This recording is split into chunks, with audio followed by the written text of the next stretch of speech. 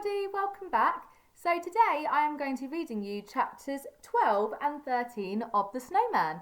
And then after that we've only got 2 chapters left of the story. Now at the end of the last chapter you may remember that James had a journey to the North Pole and he was lucky enough to even meet Father Christmas. So let's see what happens in chapter 12.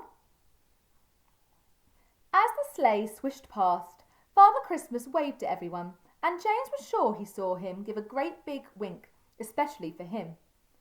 Maybe with that wink, he thought, he's trying to tell me that he's bringing me a bright green mountain bike with big fat tyres, just like Paul Millard's. That is on the back of his sleigh, and it's way to my house right now. But, try as he might, James couldn't see anything that looked like a wrapped up mountain bike in among all the presents piled up. But maybe it was there, he thought, hidden away under the others. He closed his eyes and hoped so hard that it was. With another "Giddy up, my beauties, jingle those bells" from Father Christmas, the reindeer were galloping and galloping, and the sleigh was swishing and swishing louder and louder through the snow.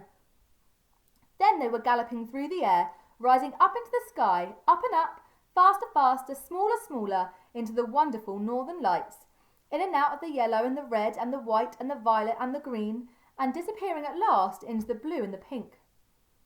And still James could hear the jingling bells. Those bells, he thought, will be heard by children all over the globe. Bells he would listen out for when he got home to bed, unless Father Christmas came before he got back.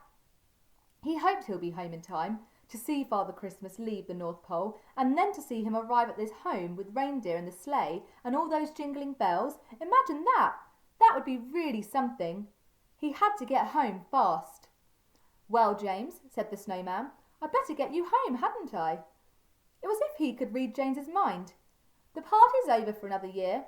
Did you enjoy it as much as I did, as much as we all did?" "More than you," said James, "more than anyone."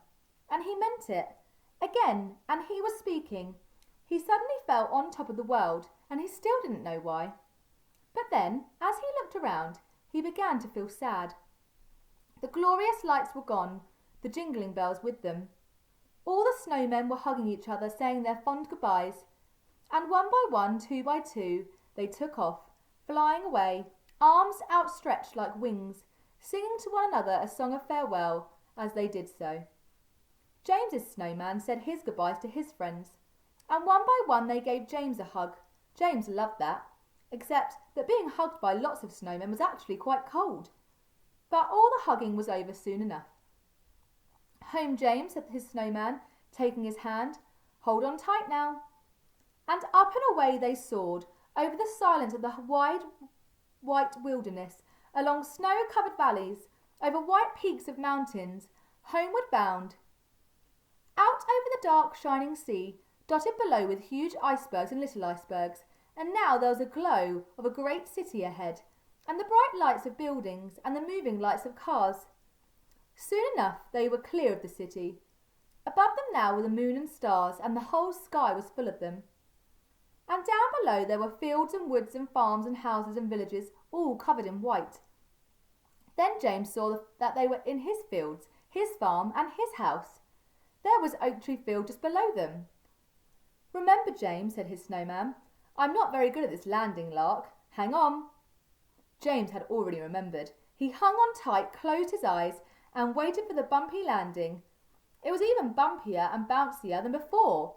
They somersaulted over and over before they finally slid to a slithering stop right under the oak tree. Above them the owl woke up and hooted at them. He was not a happy owl at all. He didn't like being woken up, not one bit, and he was telling them so. He hooted at them again and again. It was the owl that woke up Grandma. She lay there for a while trying to go back to sleep, but when the owl went on hooting and the moon was shining brightly through her window, so she just couldn't get back to sleep. In the end she got out of bed and went over to the window, hoping at least to see the noisy owl, because Grandma loved owls. And sure enough, she did see the owl flying round and round the oak tree. But she saw something else too. She saw James out there in the snow, in the middle of the moonlit night, out there in just a dressing gown and slippers.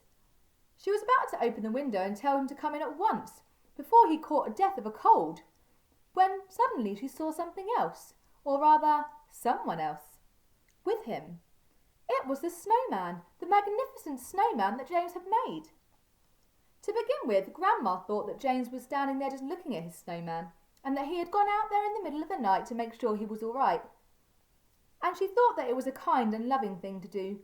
If she called him in, then that might wake his mum and dad, and James would get in trouble for being outside at night in his snow, and just in his dressing gown and slippers.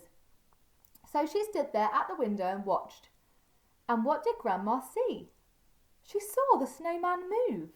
She saw the snowman walking with his arm round James, away from the oak tree and down towards the gate into the garden.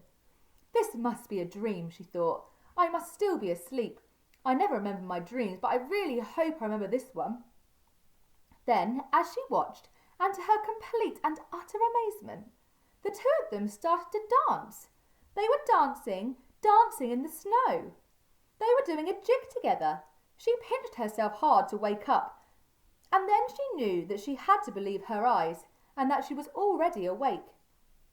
But still, she had to make quite sure, so she pulled on her dressing gown over her gym jams and went softly down the stairs.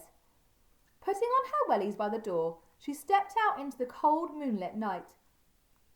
James and the snowman were still dancing and enjoying it so much they didn't even see Grandma coming towards them across the garden.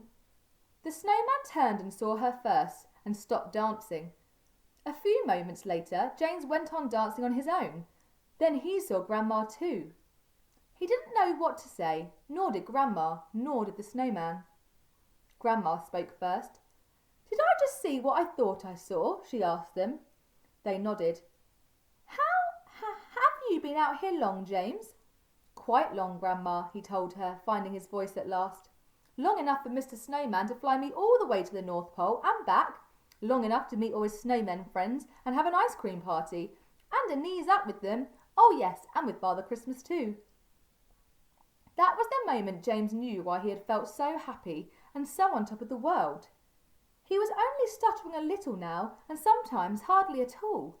The words were just flowing out of him, not tripping over one another as they usually did. It was as if he wasn't doing the talking at all, as if the words were all speaking by themselves. Okay, right, we'll stop there then. So, I look forward to seeing you tomorrow, where I'll be reading the last 2 chapters of the story. So I'll see you then. Bye.